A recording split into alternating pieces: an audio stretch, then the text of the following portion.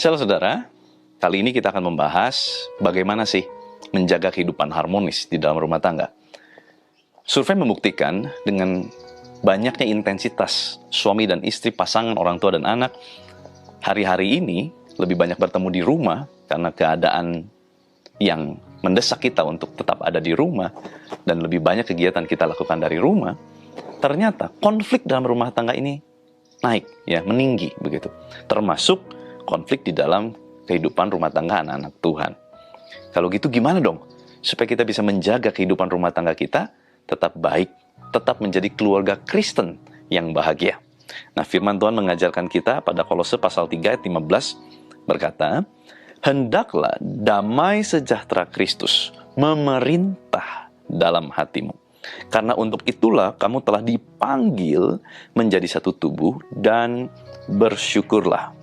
Hendaklah perkataan Kristus diam dengan segala kekayaannya di antara kamu, sehingga kamu dengan segala hikmat mengajar, menegur seorang akan yang lain, dan sambil menyanyikan mazmur pujian dan nyanyian rohani, kamu mengucap syukur kepada Allah di dalam hatimu." Menarik sekali, kata hendaklah damai sejahtera Kristus memerintah. Nah, kata memerintah dalam terjemahan bahasa aslinya, dalam bahasa Yunani, punya beberapa pengertian penting. Kita kupas satu saja. Salah satu pengertian yang diambil dari bahasa Yunaninya, memerintah, damai yang memerintah. Di sana dikatakan adalah damai sejahtera Kristus bertindak sebagai wasit di dalam kehidupan kita. Kita tahu ya, namanya fungsinya wasit, saudara ya, dalam sebuah pertandingan. Kita ambil contoh pertandingan tinju. Apa sih fungsi wasit dalam pertandingan tinju?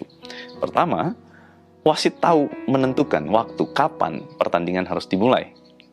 Wasit tahu kapan dia harus menyudahkan pertandingan itu.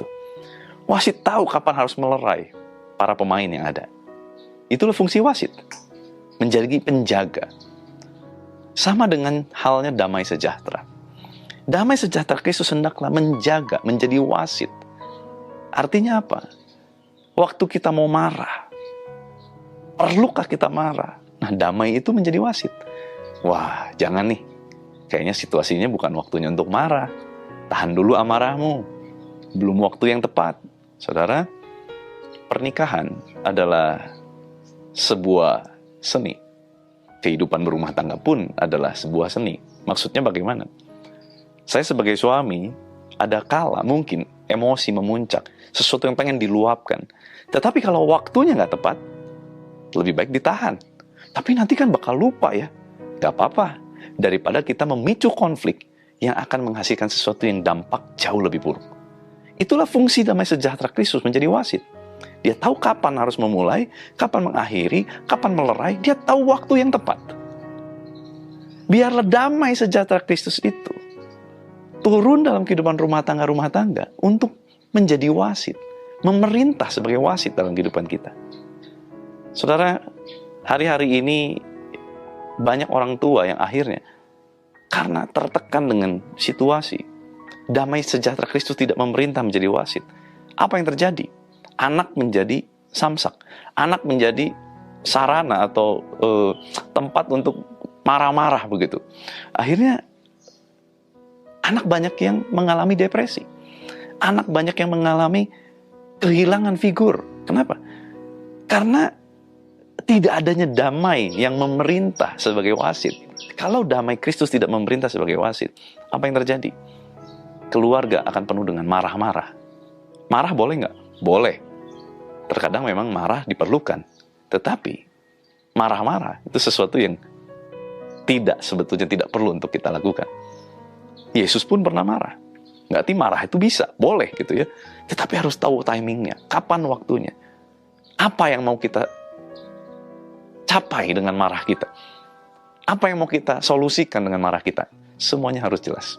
Nah, dalam terjemahan The Message dikatakan, bagus banget dikatakan, "Let the peace of Christ keep you in tune with each other, in step with each other." Wow, ini artinya apa? Damai Kristus biarlah membuat kita tetap satu tujuan, satu tonal, satu nada. Artinya nyampe, maknanya nyampe gitu. Damai sejahtera Kristus membuat komunikasi di dalam rumah tangga menjadi tersampaikan dengan baik. None of this going off and doing your own thing. Tidak ada seorang pun yang cuman mikirin dirinya sendiri, hal-hal pribadinya. And cultivate thankfulness. Let the word of Christ, maksudnya the message, yaitu firman Tuhan, have the run of the house. Let the word of Christ have the run of the house.